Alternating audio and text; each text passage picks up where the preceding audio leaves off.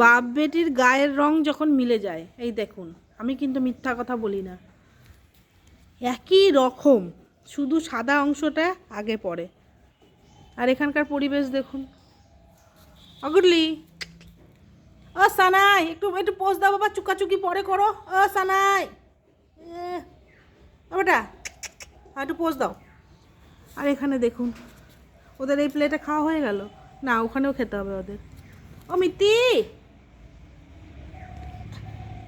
ও সন্দেশ, এই সন্দেশ হচ্ছে আমার গণেশ দাদা। এই মার খাবি কিন্তু, ও সব প্লেটেই খেতে হবে। আর এই যে মাতাজি 4 সন্তানকে মানুষ করে ফেললেন। গোপাল, কাটা লাগলো নাকি বাবা? বেশ কাটা লাগছে, দেখি একটু। ও বসে আছে।